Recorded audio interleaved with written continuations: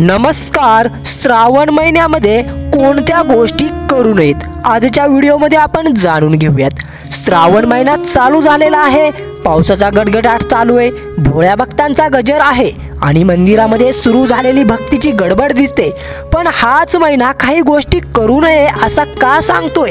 काय कारण असेल बरं? कारण श्रावण फक्त हा उत्सवाचा नव्हे तर शुद्धीकरणाचा महिना आहे, ज्यामध्ये शरीराची शुद्धता, मनाची शुद्धता आणि आत्म्याचीही शुद्धता होत असते. या महिन्यामध्ये मांसाहार टाळला पाहिजे, फक्त परंपरेमुळे नाही, तर कारण हे आहे की या काळात शरीराची पचनशक्ती कमी असते. मांसाहार, तळलेले पदार्थ, अंडे, मद्य हे शरीराला गरज न पडणारे भार आहेत. शिवलिंगावर जलाभिषेक करतो, पण शरीरात मात्र ज्वालाग्राही पदार्थ भरतोय. ही भक्ती आहे का?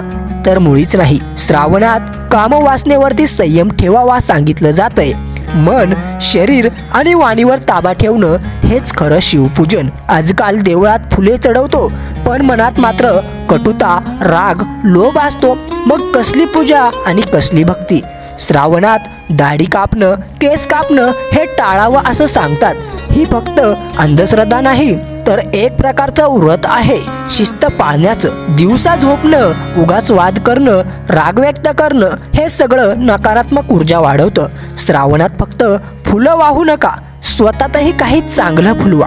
या महिन्यात काळा रंग, भारी पार्टी, मोठे निर्णय जसे की लग्न, साखरपुडा टाळले जातात, कारण हा काळ आहे अंतर्मुख होण्याचा.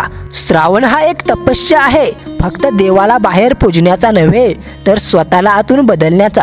म्हणून या महिन्यात फक्त हे करू नका, असं बघू नका, तसं बघू नका, हा विचार करा, ते विचार करू नका, हे करू नये. कारण शिवाला फुले आवडतात, पण एक शुद्ध मन हे त्याचं खरं देणं आहे. जर तुम्हाला हे विचार पटले असतील तर व्हिडिओला शेअर करा आणि लाईक करा. तसेच चॅनल सबस्क्राईब नक्की करा. धन्यवाद.